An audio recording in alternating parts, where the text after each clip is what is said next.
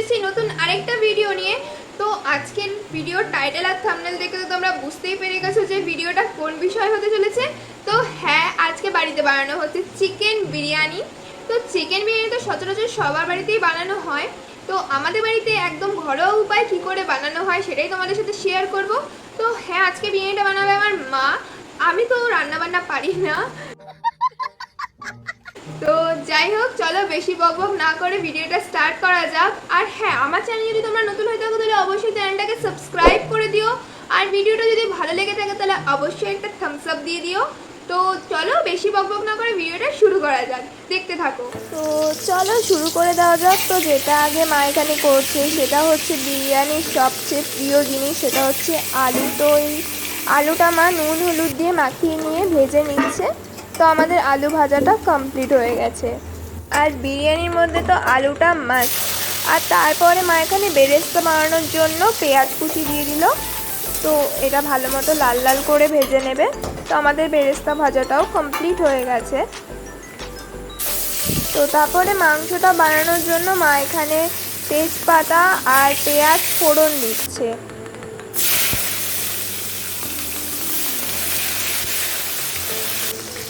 তো মা এখানে আগে থেকে মাংসটাকে ম্যারিনেট করে রেখে দিয়েছিল দই, লঙ্কা গুঁড়ো, লবণ, হলুদ গুঁড়ো, পেঁয়াজ কুচি আর সর্ষের তেল দিয়ে।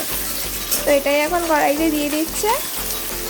আর তোমরা কারা কারা কষা মাংস খেতে রান্নাঘরে মায়ের কাছে দৌড়ে যাও, অবশ্যই কমেন্ট করে এক্ষুনি বলো।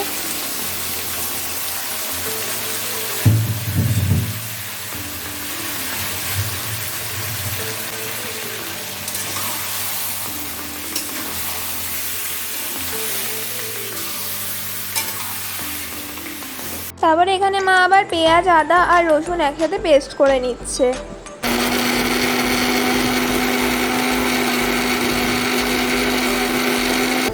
পেস্ট করা হয়ে গেছে। এবার এই পেস্টটা মাংসের মধ্যে দিয়ে দিল।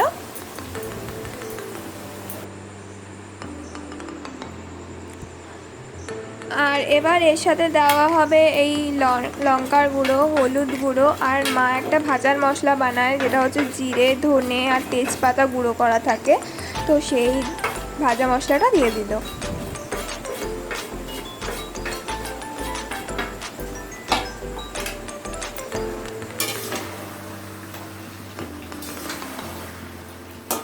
এবার মাংসটা ভালো মতো কষতে দেওয়া হবে।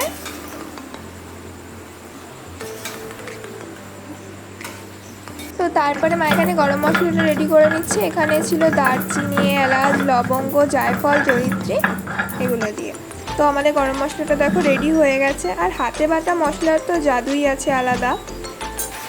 তো তবে দেখো আমাদের মাংসটা খুব সুন্দর করে কষা হয়ে গেছে। এখন না বয়েল দিতে দিতে আমারই জিভ দিয়ে জল পড়ে যাচ্ছে।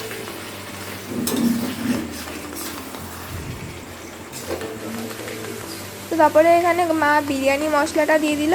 আর পাশে দেখো গরম জল ফুটতে দিয়েছে। তো এবার এই গরম জলটা মাংসের মধ্যে ঢেলে দেবে, একটু একটু করে দেবে।